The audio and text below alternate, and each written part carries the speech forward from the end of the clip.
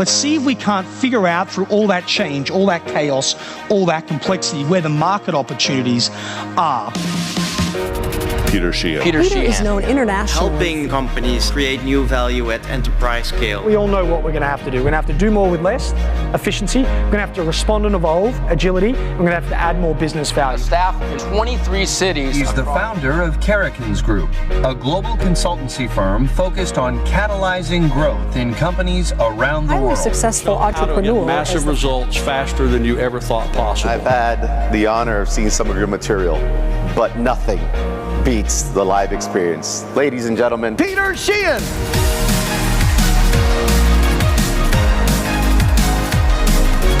Man, do you remember the good old days? You've not seen this behavior ever, right?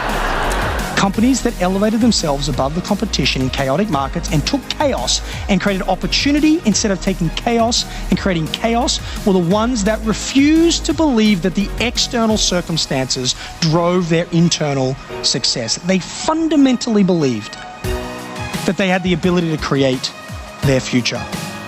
I want you to imagine you own the technology, you own the brand, you dominate distribution, and then you own the content that goes on the devices. And now I want you to imagine you missed the biggest market opportunity in 50 years. Clearly, I was long in Sony stock and I haven't quite recovered from that experience. Yeah? The problem was not that we didn't see the future. The problem was that nobody at Sony talked to each other anymore. He said the more the market changes and disrupted, the more the opportunity is in the cracks. The money gets made here during times of change, and the job of the leader is not to sit above it, but to be the glue that brings all of our capability together. Because your consumer does not care how you're structured in an omni-channel world.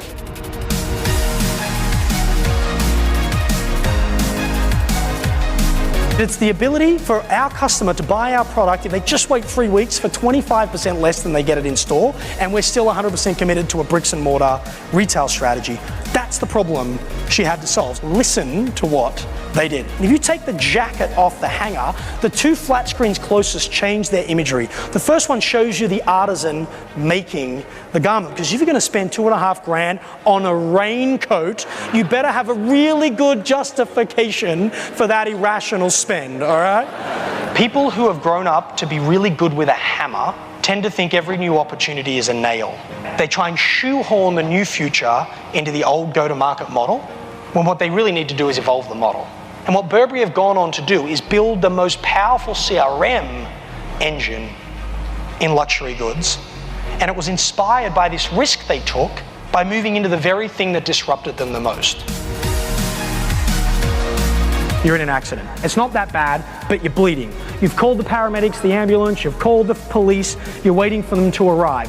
But what you don't know is that your accelerometer automatically notified the progressive claims assessor in his little white truck, and he beats the paramedic to the accident site. It's like, dude, I can't help you with your head, but here's a check to replace your vehicle. Get your teams aligned behind efficiency. Don't fight it. Don't defend against it. This pressure to do more with less is not going away. Don't freak out about it. It's like getting stung to death by the same bee.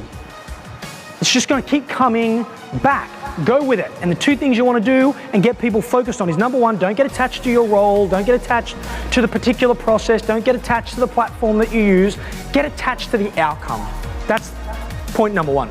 Point number two is, when you start thinking about that outcome, we're going to talk a lot about outcomes in a bit, put the customer right in the center of that and then work your way out, because you could find ways to deliver better support and create a better customer outcome and spend less money doing it.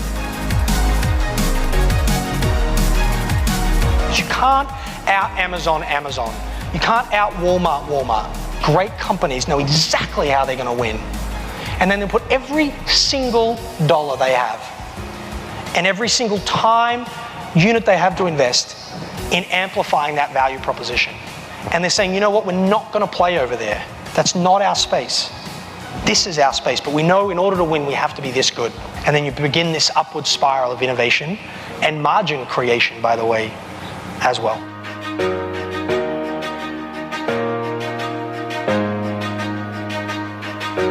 You see over and over and over again, businesses facing complexity. So what people do is they run harder and harder and faster and faster. And as the sales cycles get longer and longer, they try and fill the pipeline quicker and quicker.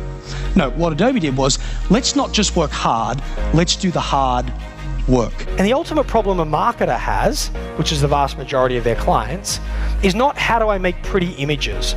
The actual problem is half my marketing works, I just don't know which half. So let's solve the higher order problem for the customer, which is we're going to help you figure out which half of your marketing works so you can double that spend and kill the other. Having the management risk appetite to learn about that and lean into that complexity is where you create differentiated solutions. You go through simplistic, past complexity and too simple, and you use that insight, you use that vision of the future, you use that intellect to get you deeper with the relationships you have with your client, where you're not just thinking about you and them, but you're thinking about the entire value chain, understanding the user experience, building intimacy, elevating yourself above the RFP process into this strategic trusted partner. And then you take that to solve the real problems, not today's problems, but tomorrow's problems. And you focus on the outcome, and you're willing to get creative in your model, in how you go to market, how you engage to get the outcome, irrespective of your historical inputs.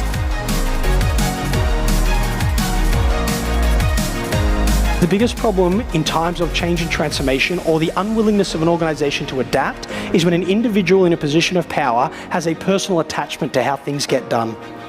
And they hold on to that attachment and don't move with the times, change with the technology, adopt new practices, because their ego is attached. Their identity is attached to a certain way of doing things.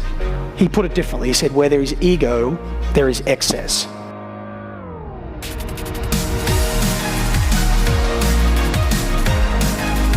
Organizational transformation is not about big decisions, it's about the accumulation of aligned, smaller decisions that stack up to the bigger vision. The organizational decision is merely the promise of value, and that actually the realization of value sits in the individual decisions that tens of thousands of people make every single day. At some point, we've got to stop talking about what has to change and start focusing almost exclusively on how we're going to get people to go on the journey.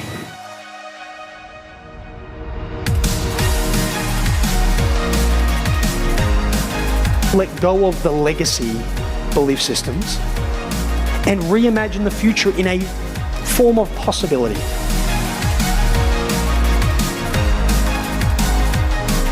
Don't change because it's going to hurt if you don't. Change because it'd be magnificent if you do.